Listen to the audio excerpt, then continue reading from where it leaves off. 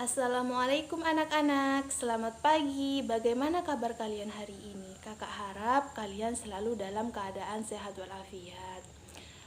Sebelumnya perkenalkan, nama kakak Nur Hayati. Kalian bisa memanggilnya dengan Kak Yati. Pada video kali ini kita akan belajar tentang mencermati tokoh-tokoh yang terdapat dalam teks fiksi. Sebelum pembelajaran dimulai, alangkah baiknya kita berdoa terlebih dahulu. Berdoa dimulai.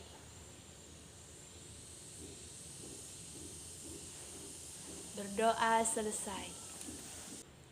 Baik, tujuan pembelajaran kali ini yaitu siswa dapat memahami tokoh-tokoh yang terdapat pada teks fiksi. Dan setelah mendengarkan penjelasan guru, siswa dapat mempraktekkan tokoh-tokoh yang terdapat pada teks fiksi. Sebelumnya, kakak tanya dulu, apakah kalian pernah belajar tentang tokoh-tokoh yang terdapat dalam teks fiksi? Oh, belum ya. Baik, kali ini kita akan belajar bersama ya tentang tokoh-tokoh yang ada dalam teks fiksi. Sebelum kita belajar tentang tokoh-tokoh yang terdapat pada teks fiksi, kakak tanya dulu, apakah kalian tahu apa yang dimaksud dengan teks fiksi? Secara bahasa Indonesia, fiksi diartikan rekaan atau hayalan. Kenapa dikatakan rekaan atau hayalan? Karena ketika teks fiksi itu ditulis atau dikarang secara subjektif, penulis melibatkan kemampuan berimajinatifnya yang sifatnya tidak terjadi sebenarnya. Jadi dapat disimpulkan bahwa teks fiksi merupakan teks yang ditulis atau dikarang oleh seorang penulis berdasarkan imajinasi mereka yang sifatnya rekaan atau hayalan, yang artinya tidak terjadi sebenarnya. Baik, tadi kan kita sudah belajar tentang apa yang dimaksud dengan teks fiksi itu. Sekarang kita akan belajar tentang tokoh-tokoh yang terdapat pada teks fiksi. Tokoh-tokoh yang terdapat pada teks fiksi itu ada 4. Yang pertama, tokoh utama. Yang kedua, tokoh figuran. Yang ketiga, tokoh pembantu. Dan yang keempat, tokoh berdasarkan watak.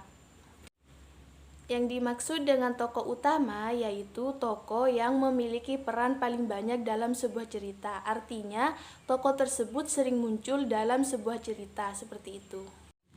Yang dimaksud dengan tokoh figuran yaitu tokoh yang munculnya hanya sesekali, artinya tidak sering muncul dalam sebuah cerita. Dan selanjutnya yaitu yang dimaksud dengan tokoh pembantu. Tokoh pembantu merupakan tokoh yang memiliki peran tidak begitu penting dalam sebuah cerita atau hanya sekedar pelengkap saja, sehingga kehadirannya tidak begitu diperlukan, hanya untuk menunjang tokoh utama.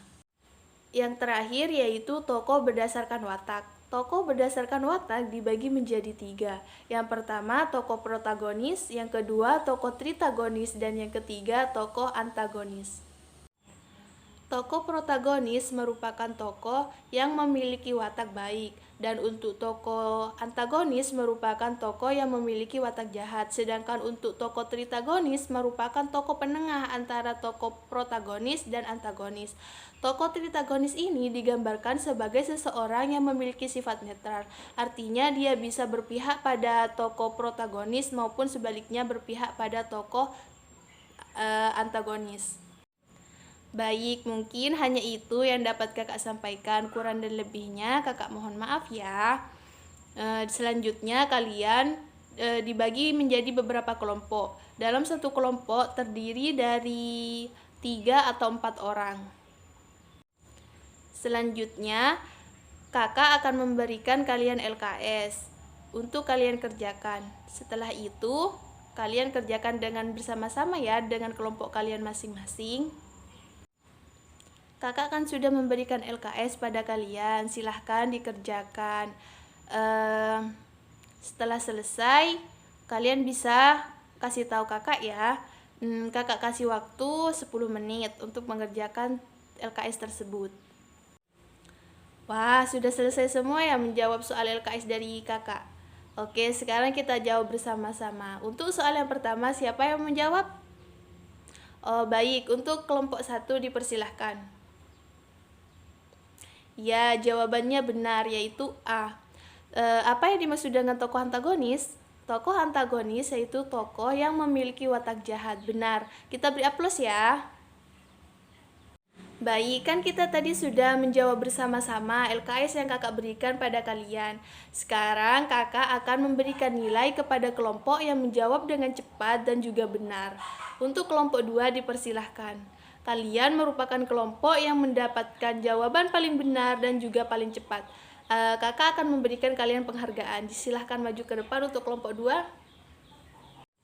Dari pembelajaran tadi, dapat kakak simpulkan bahwa teks fiksi merupakan teks yang ditulis atau dikarang oleh seorang penulis berdasarkan imajinasi mereka yang sifatnya rekaan atau khayalan atau tidak terjadi sebenarnya. Dan tokoh-tokoh yang terdapat pada teks fiksi yaitu tokoh figuran, pembantu, tokoh utama, dan juga tokoh berdasarkan watak. Tokoh berdasarkan watak yaitu dibagi menjadi 3, yaitu tokoh antagonis, protagonis, dan tritagonis. Mungkin hanya itu yang dapat kakak sampaikan, kurang dan lebihnya kakak mohon maaf. Wassalamualaikum warahmatullahi wabarakatuh.